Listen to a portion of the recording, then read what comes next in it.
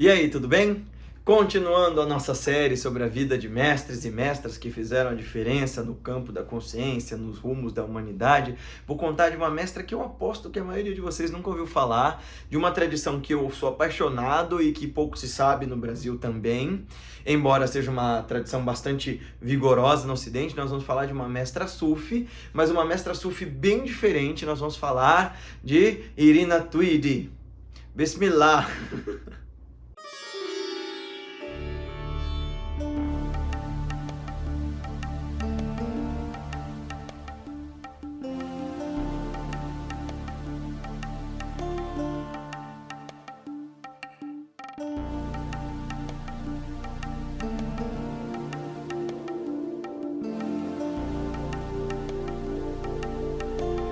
Então, para você que chegou agora, seja bem-vindo, bem-vinda. Assalamu alaikum, já que a gente vai falar da tradição Sufi, que a paz esteja com vocês. Deixa seu joinha se você gostar desse vídeo, ou seu não joinha, deixa seu comentário no comentário de um amigo e manda esse vídeo para os seus amigos nas suas redes sociais. Isso ajuda demais esse trabalho, esse canal a continuar, tá bom? Se quiser saber mais sobre os nossos cursos de meditação, nossas atividades e os ensinamentos que a Revolução de Si promove para transformar a consciência, melhorar a qualidade de vida, ajudar o ser humano a se ver livre das barreiras e das amarras de estresse, de auto-engano e de ilusão que a gente mesmo se coloca, entre em contato com a gente. Bom, nós vamos falar hoje de uma mestra diferente e que se tornou mestra justamente pela operação da graça de um super mestre e que, como boa parte desses super mestres, a gente sequer sabe quem é, sequer sabe que estão no mundo. Mas eu acredito que é graças a esses mestres e mestras que fundamentalmente ajudam a manter a psicosfera, por assim dizer, a qualidade mental ou a qualidade do inconsciente coletivo menos pior do que nós, seres humanos destreinados, deixamos, é que a gente ainda não se perdeu como humanidade. Na minha opinião, o trabalho desses mestres que permanecem ocultos, ensinam um ou outro discípulo, é tão ou mais importante do que desses grandes mestres que divulgam seus ensinamentos para as multidões. Mas vamos falar da Mrs. Tweedy. A Irina Tweedy nasceu em 1907 na Rússia pré-revolução, na Rússia ainda imperial, a Rússia czarista, e ela se casou, se eu não me engano, com um francês. Agora eu não me recordo exatamente quem foi o primeiro marido dela. Ela gostava muito do cara, ela ficou viúva. O segundo marido, ela era completamente apaixonada, este era um inglês, e foi nessa época que ela começou a se interessar superficialmente por espiritualidade, mas ela tinha uma vida abastada, então ela não se envolvia em nada muito profundo. Ela estudava filosofia e a literatura, e esse segundo marido, que ela também amava muito profundamente, morreu. E bem, ela conta, né, que quando o segundo marido dela morreu, o mundo dela morreu junto. Embora ele fosse muito abastado e tenha deixado ela com muito dinheiro, a vida perdeu sentido. Ele era o grande amor da vida dela, eles não tiveram filhos, e ela começou a buscar sentido para o viver dela. E ela, sendo uma pessoa do início do século XX, é claro que ela pegou o florescimento, a super expansão da segunda geração de uma tradição espiritual, de uma doutrina, de um movimento espiritual. Não dá para falar que é tradição, mas um movimento espiritual que foi muito importante no Ocidente, que é a Teosofia. A Teosofia de Madame Blavatsky. Sim, a gente vai fazer um vídeo sobre Blavatsky em algum momento, quem sabe? Talvez não, talvez sim. Deixa aí nos comentários, vocês querem ou não. Quando a Irina Tweedy conheceu a Teosofia e tudo mais, a Blavatsky já tinha morrido fazia muito tempo, então era aquela época da Annie Besant, do Leadbeater, do Krishnamurti. E por causa da Teosofia, e porque ela se encantou com aquela ideia de que não existe religião maior que a verdade, e de que a gente pode buscar um caminho para reconhecer o sagrado dentro de nós, ela conseguiu começar a se levantar do desespero que ela sentia pela ausência do marido.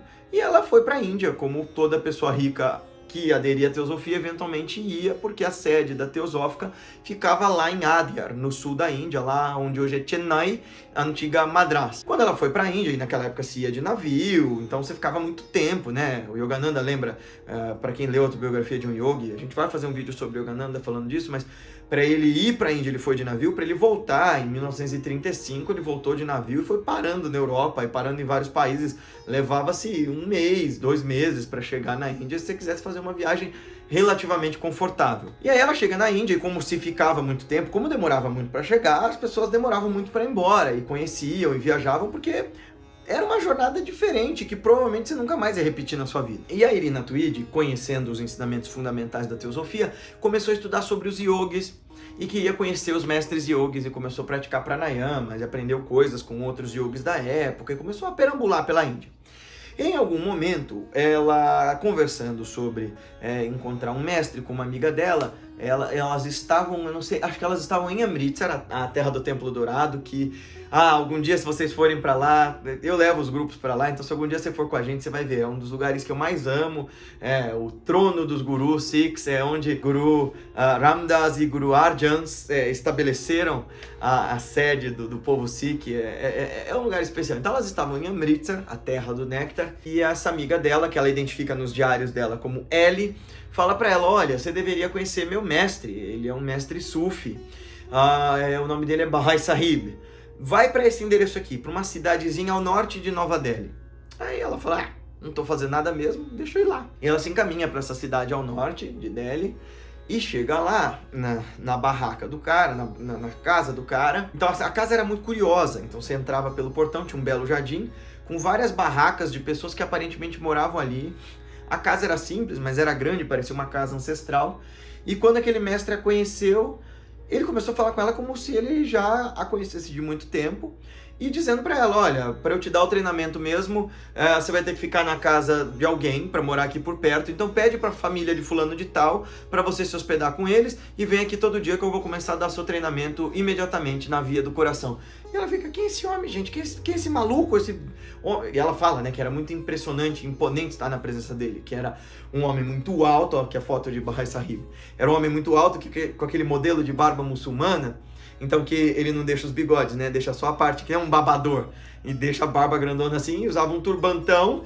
E era um homem, né, de pele escura e alto. E ela era russa, imagina, super branquinha, olho azul. Se hoje na Índia, pessoa de olho claro e pele clara chama atenção, o pessoal pede tirar foto com você e tal, imagina naquela época, num vilarejo. E ela chegou ali, e ela mulher, né, numa tradição muçulmana, porque o sufismo é a via mística do Islã. Claro que dá pra discutir, e especialmente na Índia, ele integra um monte de outros conteúdos, e eu vou falar disso já já, mas para todos os efeitos, os sufis seguem uma forma particular de buscar a fé islâmica, uma forma particular e muito bela, né? A gente vai ter vídeos sobre outros grandes sheikhs, o Ibn Arabi, o Rumi, enfim, Ghazali. E aí, imagina, a religião muçulmana, já no século XX, tinha já seus contornos mais machistas. O século XX, o século XIX foram o auge dessa coisa europeia de ostracizar as mulheres e tal. Mas ela era uma mulher à frente do seu tempo, era uma mulher de seu tempo, né? Na teosofia, seguindo o exemplo de Blavatsky, Annie Besant, essas são coisas que a teosofia deu para o mundo ocidental, essa possibilidade das mulheres serem livres pensadoras e contundentemente capazes de defender suas ideias e seus pontos de vista. Bom, ela chega nesse cara, fica impressionada com esse urso vestido de camisola indiana, né, usando um curta, né, super bonito, e ela fala, ele era extremamente belo e ele tinha uma coisa no olhar que deixava você completamente eletrizado. E ela chegou na casa desse estranho, dizendo, olha, eu vim aqui em nome da minha amiga Ellie, eu não lembro agora o nome da amiga, depois nas entrevistas dela ela fala, vou deixar linkado aqui pra quem entende inglês. E ele já fala pra ela, fica por aqui que eu vou te dar treinamento. E o livro dela chama Daughter of Fire, esse livro aqui, que é a bibliografia pra vocês conhecerem o trabalho da Irina Tweed. E a versão anterior ele chamava Chasm of Fire, que é Abismo de Fogo, porque o que o Bahai Sahib fez para tornar essa senhora dondoca em uma mestra sufi, maluco, eu tenho certeza que eu e você teríamos muita dificuldade de aguentar e muito provavelmente iríamos embora. Porque o que acontece? Ela estava hospedada na casa desses indianos. Morar na Índia hoje é muito difícil. Eu estava vendo uma amiga minha, que é uma Swamini, ela é da ordem dos Swamis, da tradição do Swami Dayananda Tilaka, falar, né, que viajar pela Índia é ótimo, morar na Índia é terrível até hoje. Ela já tá lá há 6 anos, ela contando as coisas e tal. Eu falei, meu Deus, imagina, nessa época, que não tinha energia elétrica em quase lugar nenhum, que não tinha papel higiênico, que não tinha nada, que a Irina Tweed tinha na Inglaterra, na vida dela confortável e rica. Ela vai passar alguns anos ali com o Bahá'í Sahib, sabe? Isso nos final dos anos 50, assim. Começa a fazer um treinamento muito curioso, porque o treinamento Sufi, ele engloba diferentes dimensões de percepção. Então, o sufismo ele tem exercícios meditativos que a gente vai colocar analogamente parecidos com as meditações do yoga, do Vedanta, do Sankhya, do budismo, mas você não pode fazer automaticamente esses exercícios todos sem a prescrição muito particular de um mestre. O sufismo é um caminho que precisa de um mestre para te orientar, não dá para você sair fazendo. E aí, ela recebia orientação para fazer certos exercícios e tudo mais, mas a parada é que o sufismo ele engloba várias outras atividades que vão compondo esse jeito de você se transformar. É por isso que o Rumi ensinava através de poesia, através da dança do giro sufi aqui, através do zikr, né, dos ilahis, das canções, então, e das pinturas. Por exemplo, muito pouca gente sabe, mas o Taj Mahal foi projetado por mestres sufis, arquitetos que eram mestres sufis. Então aquela ideia toda da simetria perfeita e dos arabescos e das formas são para causar impactos mentais quando você olha para aquilo. Quando você contempla aquilo, cria aberturas na sua mente para que você comece a operar modificações lá no seu subconsciente. Então, para uma pessoa de educação cartesiana, europeia, tradicional, mulher, dondoca, saída de um contexto completamente diferente e da teosofia, que fazia questão de tentar explicar e racionalizar tudo, parar nas mãos de um mestre que só mandava ela fazer coisas que não faziam sentido, era muito difícil.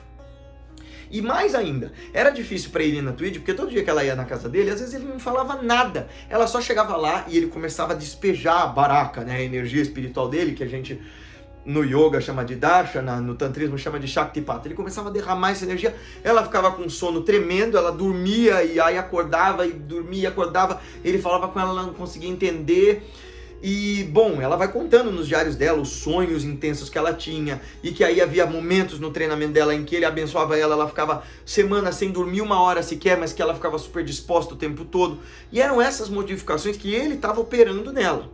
Mas essa não foi só a parte difícil. A parte difícil foi que ele começou a desconstruir a Irina Tweed, sem ela perceber. Então, ela começava a pensar em fugir, ela começava a achar que ele era um charlatão, ela duvidava de tudo, e ele fazia questão de deixar ela em dúvida sobre ele. E quando ela ia chegar lá dizendo, olha, estou indo embora, ele fazia alguma operação, alguma espécie de milagre, alguma espécie de, né, sem dizer nada, e ela se convencia, tem que ficar aqui. E ele fazia esse jogo com ela, de testá-la, de testar a fé dela, de testar a capacidade dela. E ela foi enlouquecendo no processo, porque o caminho espiritual real, ele é enlouquecedor. E aí que tá, né, o caminho espiritual com um mestre de verdade o cara era um gentleman, não tem nada a ver com esses mestres abusivos que criticam, gritam, berram, humilham os alunos ou que abusam sexualmente dos alunos. Ele não estava fazendo nada, era só ela estar no treinamento com ele, e ela estava ali em ebulição. E ele começou a fazer um negócio e que qualquer pessoa olhando de fora, não sabendo que aquilo era uma via espiritual, ia achar que era um tremendo de um abuso. Ele começou a, sem ela perceber, mandar ela doar dinheiro para as pessoas que apareciam e precisavam.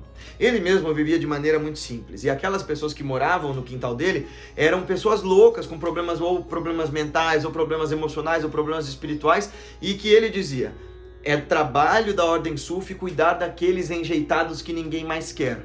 Por isso eles podem ficar aqui. Então, ele era da ordem Naqshband, né, que é uma das maiores ordens, né, muito famosa, porque mestres muito conhecidos e muito diferentes entre si foram da ordem Naqshband, fundada pelo Sheikh Bahauddin. Então, aqui no século XX, pelo menos você tem o Sayyid Omar Ali Shah, o Idris Shah, e uma ordem completamente diferente, muito mais tradicional. O Sheikh Naqshband mais conhecido no ocidente é lá do Chipre, que é o Sheikh Nazim Al-Haqqani, esse aqui. Então, o Bahá'í Sahib era um sheik dessa ordem Naqshband. E ele disse que os Naqshband têm essa função. O Islã, de uma forma geral, para quem é islamofóbico e não entende nada dessa linda religião, é uma das religiões que mais pratica a caridade, que mais pratica o serviço ao bem, no bem, que mais pratica esse esforço de servir ao próximo. Que maus islâmicos deem uma má fama à tradição linda, que é a tradição do profeta Muhammad, isso não tem nada a ver com o que o profeta Muhammad e os grandes representantes dessa tradição criaram, né? Mesma coisa acontece no cristianismo, né? Neopentecostais, Malafaia. Passou aqui, até engasguei de verdade. Enfim. Bom, e o Bahá'í Sahib vivia de uma forma simples, mas começou a dizer para Irina Tweed, olha, ajuda fulano, ó, ele precisa consertar o telhado, ó, ajuda ciclano, ele precisa mandar o filho estudar na Europa, ó, ajuda fulano. E ela não percebia, e ela começou a dilapidar a fortuna dela. Em algum momento, ela se viu sem nada. Toda a fortuna que ela tinha guardado, que ela tinha pego, e que era toda a posse que ela tinha guardado do marido, tal, ele foi fazendo ela abrir mão. E quando ela abriu mão, e veja, ele ia perguntando ao longo do caminho inteiro para ela, você quer continuar? Você quer continuar? Sim, sim, eu quero a recompensa mais profunda, eu quero a sabedoria mais profunda. Quando ela não tinha mais nada, e ela ficou desesperada quando se deu conta, aí ele falou, agora o treinamento começa. E aí ela começou. Apesar dela estar tendo estados meditativos muito profundos, foi a partir daquele ponto que ela começou a ter samadhis incríveis, e aí ela começou a se tornar uma mestra. E é curioso porque isso, veja bem aqui, alerta, uma sirene aqui. Eu não estou dizendo para você que qualquer Zé Mané religioso que vai mandar você dar dinheiro para ele está te treinando da mesma maneira. Quase 100% das vezes as pessoas são charlatães. O Bahá'í Sahib não pegava o dinheiro da Irina para ele estava fazendo ela se desapegar e aquilo era o treinamento dela. Lembra do que eu falei? Que o treinamento Sufi é muito personalizado. Não dá para você falar assim, que o Guilherme, a Isa que está editando e o Matheus, tendo o mesmo mestre, vão receber o mesmo treinamento. Não dá. Eles vão ensinar você de acordo com os seus termos e as suas necessidades. Então ele foi fazendo a Irina Tweed abrir mão das coisas dela, porque ela precisava se desapegar. Isso não significa que isso seja uma regra no caminho espiritual. Havia mestres espirituais que eram reis na via Sufi. Havia mestres espirituais na via dos yogis que eram reis também. O famoso mitológico rei Janaka, o próprio Krishna era um rei. Então, respira. O que eu estou dizendo é que ele foi fazendo ela se desapegar não só das posses. Lembra do que a Tenzin Palmo fala, que eu sempre falo aqui, nós vamos fazer um vídeo sobre ela? Essa aqui é a Tenzin Palmo. Esse aqui é o livro dela. Que desapego espiritual verdadeiro, não é abrir mão de fortuna, de posses, é abrir mão de padrões mentais, abrir mão de uma forma de enxergar a realidade. E para fazer isso na Irina Tweed, o Bahá'í Sahib usou também desse artifício. O curioso, e é legal falar disso para vocês, e a gente pode fazer um vídeo sobre o que é o sufismo e contar um pouquinho, passar uma bibliografia para vocês, se vocês quiserem deixa aqui nos comentários, mas o curioso é que o sufismo na Índia, ele tem contornos muito diferentes do sufismo de qualquer outro lugar do mundo islâmico. Porque na Índia tudo se amalgama. Então você vai ver no livro da Irina Tweed o tempo inteiro o Bahá'í Sahib dando ensinamentos sobre chakra, sobre kundalini, sobre yoga, sobre asana, sobre pranayama, sobre como operar a via sufi de uma forma yógica. Porque os yogis trocavam conhecimentos com os sufis trocavam conhecimentos com os yogis. Tem uma série em 2 volumes da editora Motilal Banarsidass que chama O Sufismo na Índia e conta um pouco dessas trocas de conhecimentos. E uma dessas trocas mais benéficas, 2 dessas trocas mais benéficas, fizeram surgir para nós Kabir Das, o grande poeta de Varanasi, e o sikhismo, a religião Sikh é por assim dizer, um encontro das tradições místicas dos sufis, os muçulmanos, e dos yogis, os indianos, os hindus. Esse diálogo na mente de um iluminado como Guru Nanak fez surgir o caminho Sikh. Então você vai ver no livro da Irina Tweed que ela entendia muito bem, não só porque era teósofa, mas porque o mestre dela entendia disso, ela entendia muito de yoga, de Vedanta e do caminho interno do coração, né? E é bem legal o jeito como ela ensinava a meditação. E para vocês terem uma ideia de como ela se tornou uma super mestra, quem a reconheceu como mestra, além de outras ordens sufis que reconheciam a veracidade dos ensinamentos dela, Swami Rama dos Himalaias encontrou-se com a Irina Tweed, falava para ela que o mestre dela era um grande iluminado, que ele conhecia Bahá'í Sahib e que ela era uma grande mestra. Então, a Irina Tweed tem uma série de livros dela na Golden... acho que é Golden Orden, a gente vai deixar aqui linkado o link da organização da Irina Tweed, porque ela foi uma grande professora de sufismo. Quando ela termina os ensinamentos dela com Bahá'í Sahib, ela volta para a Inglaterra e aí ela começa a ensinar sufismo e ela cria uma rede de alunos, de discípulos que até hoje disseminam o caminho do coração. Ela se vê completamente livre da angústia, da tristeza, das perturbações, dos tumultos da mente em meio a esse treinamento, quando ela se destitui de tudo, finalmente ela percebe o quanto que ela estava pegada, ela percebe o quanto que ela estava sofrendo, o quanto que ela estava tumultuada por apegos, e aí quando ela encontra esse centro no coração dos corações e se torna uma mestra, aí Bahá'í Sahib manda ela de volta para a Inglaterra para disseminar os ensinamentos. E eu acho legal falar disso tudo porque o livro está em inglês, então vai ser difícil que esse livro seja publicado em português, ele é um livraço. E é uma história muito bela, assim, de uma mulher yogini, uma mística grandiosíssima, e que tem uma trajetória muito comum, muito parecida com a nossa. Ela teima igual a gente, ela duvida igual a gente, ela sofre igual a gente para buscar o caminho espiritual, mas obstinadamente ela sabia, eu quero essa recompensa mais profunda e mais verdadeira do que todas as outras. Eu entendo que diante disto, dessa iluminação, não há benesse material, não há prestígio, fama, satisfação familiar ou social que chegue perto disso que eu quero. Então, de fato, se eu quero essa recompensa, todo o resto tem sim que ser secundário. Ela nos ensina sobre esse foco espiritual de forma luminosa, e é por isso que eu saúdo de novo a Ordem Naqshband, a linhagem dourada de mestres da professora, da grande mestra Irina Tweed, e Mrs. Irina Tweed também, como uma grande mestra sufi ocidentalíssima, moderna, e que conseguiu transmitir os ensinamentos da grande tradição. Até o nosso próximo vídeo. Gostou desse vídeo? Então não se esquece de se inscrever no nosso canal, clicar no sininho para receber as notificações, clicar no joinha, deixar seu comentário, sua sugestão, sua crítica, seu elogio, seu comentário, seu apoio, etc e tal. Esse trabalho pode crescer na medida em que pessoas que acreditam nele o espalhem. Então pega esse link, manda para os teus amigos no WhatsApp, no Facebook, no Instagram, em tudo quanto é lugar que você acha que ele possa fazer a diferença. A gente se vê no próximo vídeo.